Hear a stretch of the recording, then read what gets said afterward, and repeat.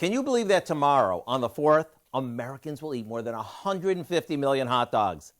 To help you visualize that, imagine if you started laying hot dogs end to end, starting in Washington, D.C. You could go to Los Angeles and back 5 times. That's crazy.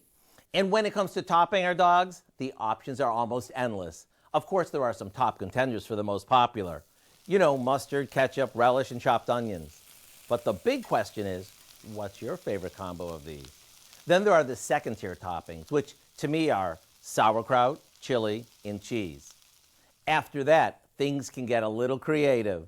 Some people like to dress up their dogs with everything from salsa or sriracha to chopped pineapple or even crushed potato chips. One of my personal favorites is a tomatoey onion sauce that you often find at hot dog carts on the streets of New York. It's basically onions that are cooked down with some ketchup, chili powder, cinnamon, salt, and hot sauce. It's simple, but the combo of flavors makes this a hands-down winner. One bite is all it takes for you to know exactly what I'm talking about. To get the recipe for this classic Pushcart Onion Sauce, simply visit our website today. That way, you'll be ready for tomorrow.